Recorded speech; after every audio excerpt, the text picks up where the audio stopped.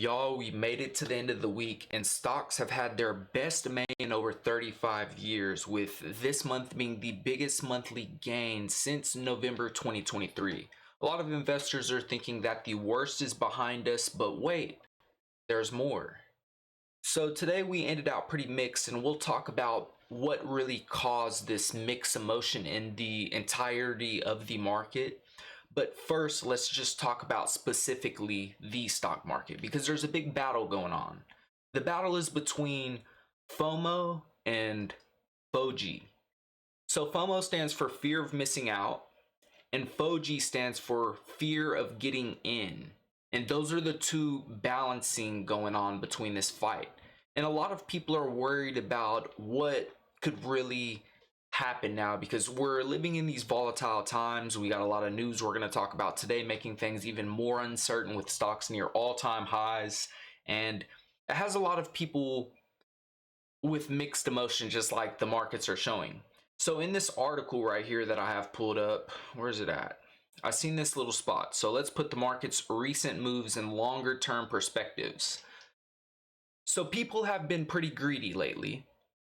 Fear of missing out. They think the stock market's on its way to hit a new all-time high, and especially after these tariffs are on and then they're off and then they're delayed and then they're gone completely and then they're back. So a lot of people think that's good news for the market. But other people are seeing stocks near all-time highs with interest rates still pretty high and the economy still in this hawkish, restrictive stance. And they're worried about getting in because of right here what we're about to talk about. So since the end of World War II, the S&P 500 has lost between 5 and 10% 63 times. And it has dropped between 10% and 20% 25 times. It's gone down at least 20% 14 times, which 3 of those were epic losses of 40% or more.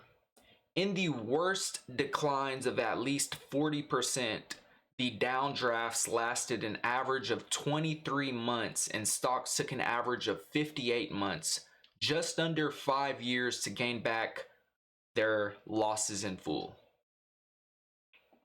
And now that goes back to the fear of getting in that we were just talking about. If we've seen some tragedies in the stock market before, I'm still pretty young, so I haven't lived through many of those, but I like reading these articles because I'm exposed to information like this. And if people realize like, man, like all we know is people buy the dip, and there's real FOMO in the streets for these stocks and assets out there that trade, and we haven't really had a big drop in a while. Maybe we're due for one, maybe not. But in the case that there is one and we're near all-time highs, could we be due for one of those longer corrections that this article just mentioned? So that's what a lot of people are worried about, and that's where this fear of getting in comes in. Now, I mean, I don't blame you I don't blame anybody for just being a little cautious right now, not going completely all in on stocks and investments right now, just because of the uncertainty. And I'm not a Trump channel. I like watching macroeconomics, stocks, real estate, assets. That's what I'm here to learn about. But right now, these assets' performances are based on interest rates. So the Federal Reserve's super important. And then the wild man in the office, in the White House, Donald Trump. And today, we got this truth from him early in the AM. So 2 weeks ago, China was in grave economic danger. I made a fast deal with China in order to save them from what I thought was going to be a very bad situation, and I didn't want to see that happen. Because of this deal, everything quickly stabilized and China got back into business. Good as usual, everybody was happy. That is the good news. The bad news is that China, perhaps not surprisingly to some, has totally violated its agreement with us. So much for being Mr. Nice Guy. It just keeps going, doesn't it? Like, we just don't get a break. We don't get a break. So much for being nice guy. China violated an agreement on trade with the US. A U.S. trade representative by the name of Jamison Greer told CNBC that China has failed to restore exports on some rare earth magnets used for electric motors and military use. And then on the opposite end, a Chinese embassy spokesperson said that China has raised some concerns with the U.S. regarding the U.S.'s abuse of export control measures in the semiconductor sector and other related practices, and urges the U.S. to immediately correct its erroneous actions, cease discriminatory restrictions against China, which Trump's revoking visas of Chinese students in the U.S. So they see that as discriminatory, and jointly uphold the consensus reached at the high-level talks in Geneva between China and the U.S. So that's just one, and that doesn't that doesn't give everything's cool, and especially this bottom line right here. So much for being Mr. Nice Guy. That gives more like I'm pissed. I'm not gonna be nice no more. Like I'm sick of this, and really supports tension growing rather than dissipating. But wait, there's more. It's like one of those commercials that just show up in the middle of the night. There's more from this man on Truth Social today, so I just like scrolling through and just seeing all the news. If you like learning and watching how all of these markets move, these ones, just subscribe to Trump and just see what he's talking about, because all of these trades, you'll see how everything's moving. So let's go back to it. It's my great honor to raise the tariffs on steel and aluminum from 25% to 50% effective June 4th. Our steel and aluminum industries are coming back like never before. This will be yet another big jolt of great news for our wonderful steel and aluminum workers. Make America great again. So he announced this at a rally today, and he doubled tariffs to really help the domestic industry profits and protect some U.S. jobs, considering the fact that the U.S. is a net importer of steel. So this, he really just wants to bring jobs back to the U.S., right? And this is just one of the ploys, and maybe with the threat of some of his tariffs disappearing, or a good bulk of them disappearing, this is probably a way he could do that, more of these sectoral tariffs. But this comes as a huge $14 billion takeover of Pittsburgh-based U.S. Steel. U.S. Steel deal has taken place, and it's still pretty unclear how all of this will coordinate and change the American steel industry, but this is just yet another tariff announcement from Trump. But let's put that aside real quick, because we got the Fed's preferred measure of inflation, PCE, which ticked up slightly in April, increasing by 0.1% last month, bringing the 12-month increase to 2.1% through April, down to 2.3% through March, getting closer to the Fed's goal of that 2% that they've been working to get us to. Core PCE, which excludes volatiles like food and energy, increased by 0.1% last month as well. 12-month core inflation fell to 2.5% in April from 2.7% in March, so we're still trending down. Now, consumer spending grew by 0.2% in April, with personal income growing by 0.8%. Then the savings rate, so as consumer spending grew a little bit, incomes grew a little bit, the savings rate also grew a little bit, which is good news. It grew more quickly than spending did, with real disposable personal income. So the savings rate grew at 4.9%. And then real disposable personal income grew at 0.7% from last month, which is fastest pace since January 2024, all indicating a strong labor market. But be ready, because these tariff price increases are coming that these retailers are warning us of. The decision's already been made. Now, some economists expect that this PCE report was chill, but inflation can start ticking up as we get closer into these summer months, as these tariff prices start actually kicking in. Now, the big question is whether or not, since these tariffs could possibly go away, do these businesses change their mind? Like, man, we were going to raise prices, but what the heck, we're not. Or since everybody's already expecting it to happen and they've already announced it and they say their minds are made up, if these tariffs did somehow just completely disappear, poof, do the price increases disappear? Or is this just another some type of form of inflation that we get? All that's to be determined, but that was one piece of data we got today. Here, let's put it back on. Let's look at stocks while we talk about this other stuff. We got the SPY, the S&P 500. We got the NASDAQ. We got the Dow Jones. We got the Russell 2000. So these will be your smaller companies. QQQ, this will be the top 100 companies. TLT, 20-year bonds. We got Bitcoin, gold, and then the VIX, which measures volatility.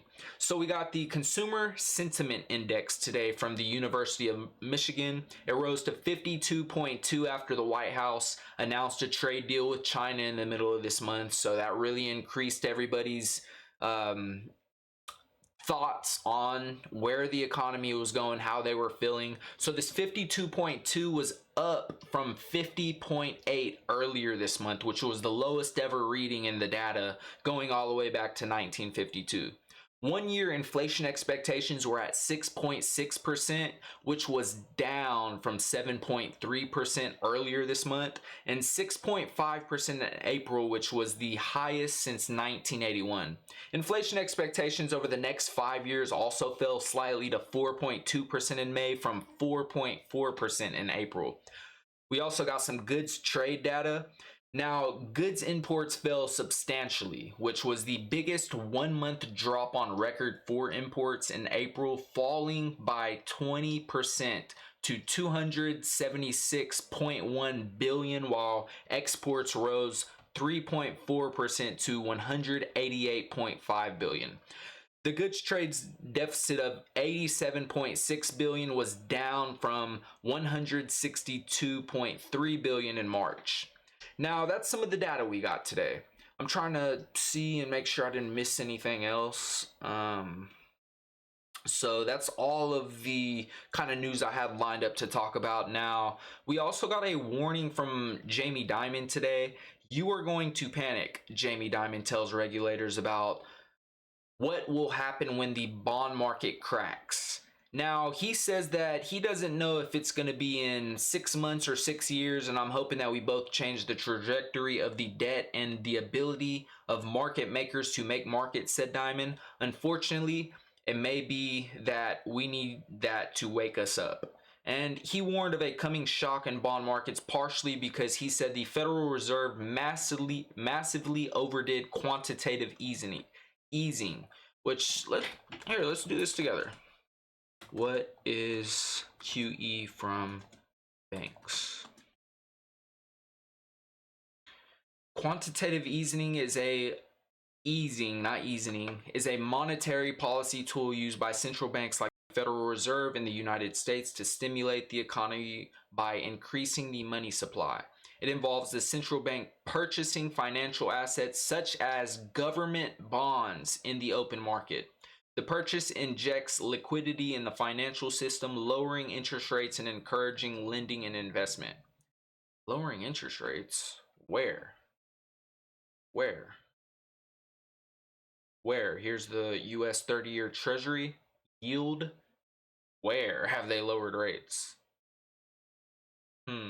I guess back in 2018 they lowered it pretty substantially down to 2020, so that was during the pandemic, and since then, well that makes sense because that's kind of what put us here in the first place. All right, and it's just pretty much been straight up, and this could be the shock he's referring to, just over time these yields increasing, and there hasn't been too much more news lately. But let's kind of look at how we've trended the last 5 days with all of the uncertainty in the market.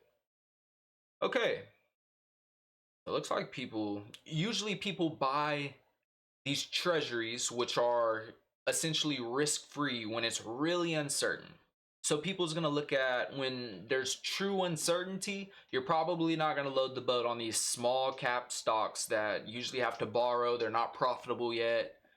More so when you buy these companies, you're making the bet that one day they'll do good enough to become profitable, right? But that's risky. These aren't your Apples and all these larger companies with billions of dollars in cash available.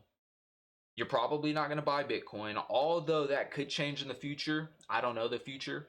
You'll usually, and this isn't advice, this is just what I've discovered from reading a ton of articles, listening to economists and people that cover the markets talk. You usually buy gold to get away from government and fiat risk, and you buy these treasuries because they're essentially risk free. Because what are the odds the US government doesn't pay you back? Now, when that happens, yields go down because, all right, a ton of people bought these bonds, so yields go down, the price of bonds goes up. So you could kind of see that with TLT. When TLT goes down, that's usually when people are selling bonds, and to get people to, hey, come back and buy some more bonds, these yields would go up. But we've seen bond yields go down.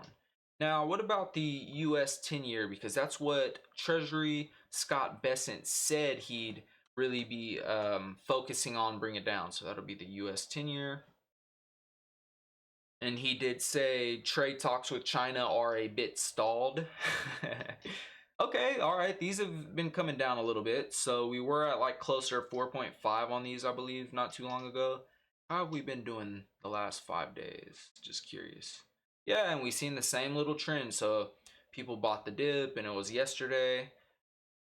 While there's a lot of uncertainty in yesterday, I mean, I can't even keep up with all the news we keep getting out, but yeah, people flock to bonds as a flight to safety when there's a lot of uncertainty. And with tariffs, and then tariffs get increased, and then they're lowered, and then they're reduced, and then they're temporarily delayed, and then when they're gone, and then when they're back temporarily, we don't know what the heck's going on. So instead of buying these riskier plays, like I just said, Bitcoin, maybe, small companies for sure, you could say those are more risky. And then even stocks at all time highs, that's more risky in times of uncertainty. So that's when people want safer assets like these. That's when they flock to safety. Now, what are people going to be watching? Because this week's over with. We got Saturday, so a day of full rest. Sunday, I'm here in Oklahoma, so I'm on Central Time. Robinhood opens up. I don't know that it's called futures, but it's like after hours trading at 7 p.m. Central Time. And that's pretty much like the pre-market of the pre-market. So since the stock market's not open at all on Sundays, but it kind of opens up at 7 p.m. And then you got pre-market on Monday. It's just kind of like a snapshot of what it's going to look like. I believe futures always trade, but everybody's going to be looking for what kind of news we get out over this weekend, if any. I'm sure everybody's going to be on Truth Social watching what this man posts. But other than that, it's next week what a lot of people are going to be watching. And one just to highlight straight off the bat are payroll numbers for May. Everybody's going to be watching that, but let's just go through. So we got some Fed speakers on Sunday. Oh, wait. Yeah, Sunday, June 1. May's already over. Wow, we're already halfway through the year. So Sunday, Fed speakers. Monday, we got final U.S. manufacturing PMI, ISM, construction spending. That one's going to be an interesting one. Got Jerome Powell, more Fed speakers, auto sales. Tuesday, we got factory orders, job openings. Job openings is going to be a big one to watch. Austin Goolsbee, more Fed speak. Lisa Cook, more Fed, more Fed. ADP employment, more Fed. S&P US services PMI, ISM services, the Fed Beige Book. Man, we got a busy week. Initial jobless claims, US trade deficit, US productivity, more Fed, US unemployment report. Mark your calendars for Friday. I don't know where you're at. June 6th, 8:30 a.m. Eastern Time. Mark your calendars right now. Pause this video. Mark your calendars. This U.S. employment report, U.S. unemployment rate, U.S. hourly wages, wages year over year, consumer credit. Friday is the day, y'all. And just real quick, let's look at the earnings calendar. Where are we at? Financial markets. How the heck do we get to it again? I thought it was on economy. I thought it was on finance stuff. Investing, financial markets. It should be right here. Let's just do this. Market watch. Earnings. There we go. So let's see what we got. So nothing over the weekend.